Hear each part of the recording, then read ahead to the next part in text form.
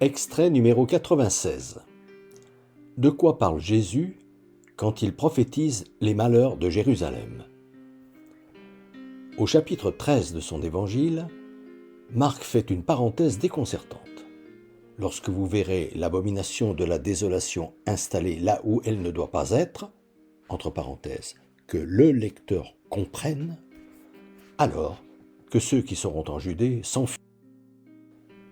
Le texte qu'il est en train d'écrire, Marc sait qu'il peut tomber entre des mains ennemies, ce qui peut être dangereux. Or, il écrit seulement pour les chrétiens. Afin que ceux-ci ne s'y trompent pas, il prend la peine de leur dire qu'il va utiliser un langage codé pour relater la prophétie de Jésus, de sorte qu'un lecteur qui n'est pas son disciple n'y verra que du feu. Ce qui donne. Lorsque les valeurs divines n'auront plus cours sur terre, et que vous ne parviendrez plus à les faire valoir, alors que ceux qui sont mes disciples se réfugient dans la prière, dans les montagnes, qu'ils ne cherchent pas à s'en sortir par eux-mêmes, et surtout, qu'ils ne leur viennent pas à l'esprit de regretter le bon temps où ils n'étaient pas croyants. Malheur à celles et ceux qui ne le comprendront pas et qui auront placé tous leurs espoirs dans leur progéniture et leur propriété. Malheur à celles qui seront enceintes ou qui allaiteront, ou à ceux qui seront aux champs. Le seul avenir en lequel ils ont confiance.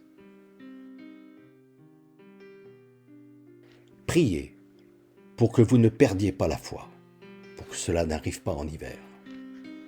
Car en ces jours-là, la détresse sera telle qu'il n'y en a pas eu de pareil depuis le commencement où Dieu a créé le monde jusqu'à présent, et qu'il n'y en aura jamais plus de semblable. Si Dieu n'avait abrégé ces jours, personne, pas même les croyants, ne s'en serait sorti. Nul n'aurait eu la vie sauve, mais il les a abrégés.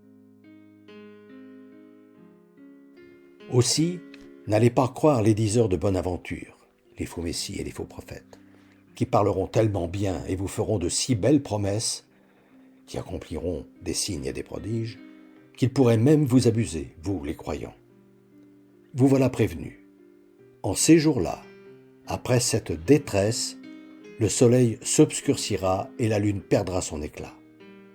Ces vraies valeurs par lesquelles nous sommes tous reliés, à la fois entre nous et avec celui qui nous crée à chaque instant, ces valeurs divines d'égalité, de liberté et de fraternité qui se manifestent sous toutes les formes de la vérité, ce soleil qui illumine notre vie terrestre s'obscurcira.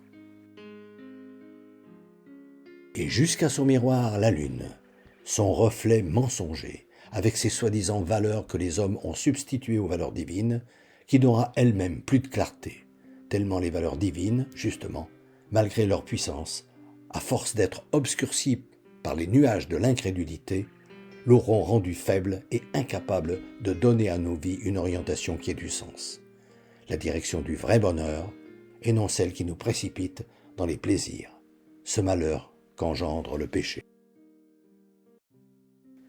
C'est à ce moment-là que vous devrez faire surgir de vous le Fils de l'homme, qui n'attend que de s'extraire de vous.